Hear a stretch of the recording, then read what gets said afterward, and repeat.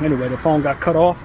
But within them being consistent, I don't have to do too much thinking was the end of the thought that I was trying to say before my phone cut me off. And that's not always what you can count on. Consistency of self doesn't necessarily mean consistency of surroundings and environment. And if the world makes changes around me, I'm gonna have to adapt to those changes as to where I don't particularly fare great when that is ever changing around me. So that's really what it is, man, is learning how to fare better in those circumstances and how to adapt. It's hotter right now. You know what I mean? So it's like walking down the street at 6 p.m. It's 103 degrees, 104 degrees right now. And I mean, these things have to be managed by a mind that likes things to go the way he wants it to go. So I don't find myself resistant to that. I find a great deal of fruit in conditioning myself for what it is that ultimately is difficult. I think that's what I'm trying to say. Just earlier this week, I was walking in 112 degree, 110 degree heat with that in mind. You're trying to make myself a little more uncomfortable by choice. Because a natural way to do things is to force yourself to do stuff that you don't want to do, like go to work and pay so you can pay your bills and all of that. And that's the kind of stuff that I've been shying away from over the last 3 years, as you guys know. Anything that made me feel uncomfortable or stressed, shine away from it. So in therapy these days, it's more about how can we incorporate some uncomfort into your life? Well, I think organically the Lord is doing so.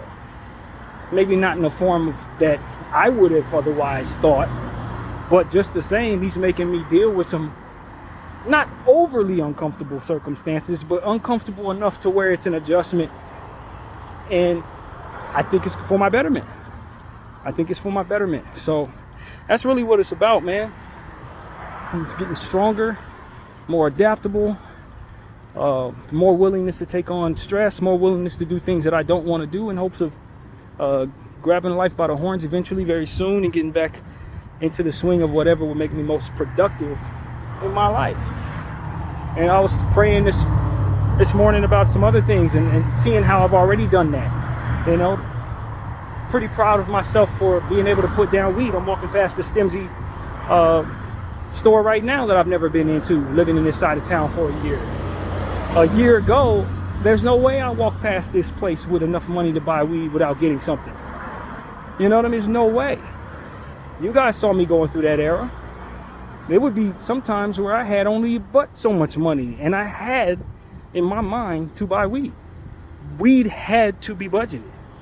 You know what I mean? Fast forward a year later, and I have the money to leisurely buy a little bit of something and choose not to for reasons that weren't even in my mind at the time. So it's like that for which is an adjustment in that way, or a decision to stay away from something that otherwise I would like, something to be proud of, and it's a compass from which to know that you can do that in other areas as well.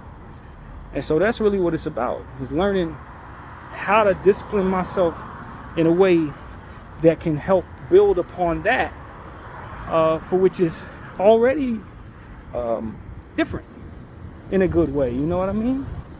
Not to say that I've lost my love for getting, high, but it does mean that I've lost my desire to be dependent upon that desire, so to speak.